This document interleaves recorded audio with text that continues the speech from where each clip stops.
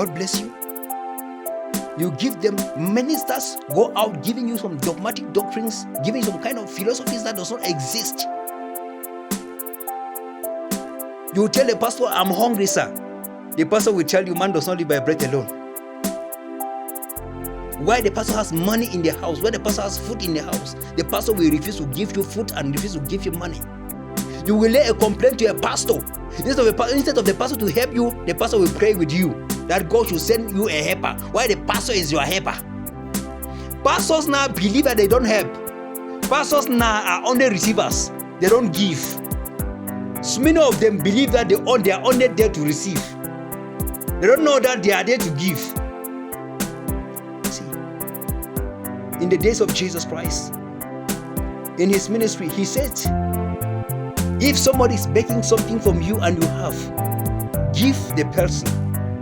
And at that moment when he was preaching, a woman offered Jesus Christ an apple. There was a beggar sitting begging just beside him. He took the apple and he gave to the beggar. He did not eat the apple.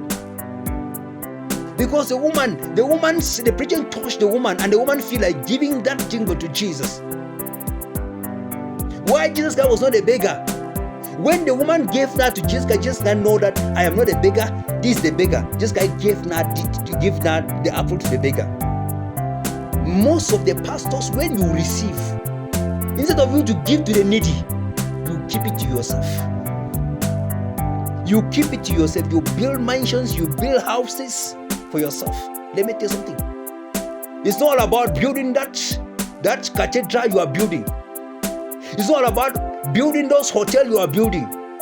It's not about building schools, opening all kinds of hospitals everywhere. It's about spirituality. It's about building people's faith, building people's spiritual life, for making them to be ready for the coming of Jesus Christ. Making them to be ready for the coming of Jesus Christ. He said, Peter, in you I will build my temple, and the gate of hell shall not prevail. In you I will build my temple. He didn't say, go and build my temple. Go and build a big mansion and begin to knock chest that I own the biggest cathedral. I own the biggest church in the world. I am this, I am that. Why that church is not different from a club, from a nightclub? Be careful, ministers of the gospel. The eyes of God this year is open and is watching at you. The slightest mistake you make, you will not correct yourself. You will find yourself in a different realm. You will find yourself in a different realm.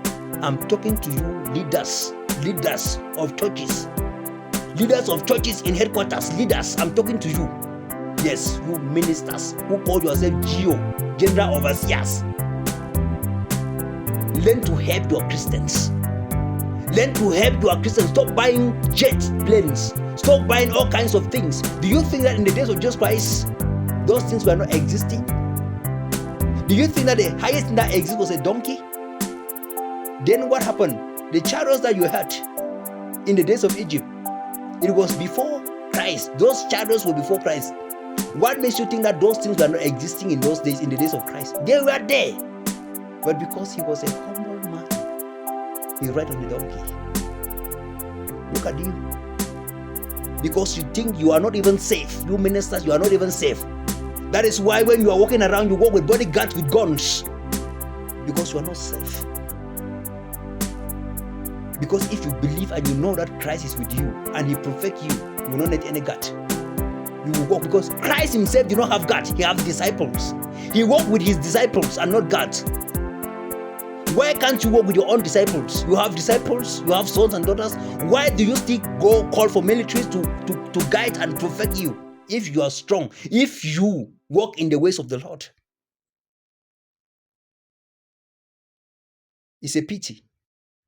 It's a pity, ministers of the gospel. I want you to know that the God of Abraham, Isaac, and Jacob neither sleep nor slumber. God is calling you back to himself.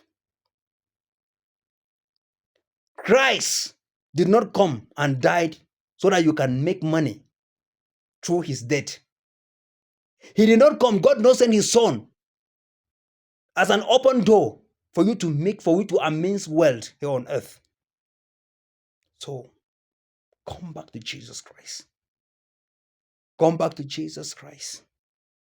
Come back to Jesus Christ. Look at how you have extorted money from Christians. They can barely fit.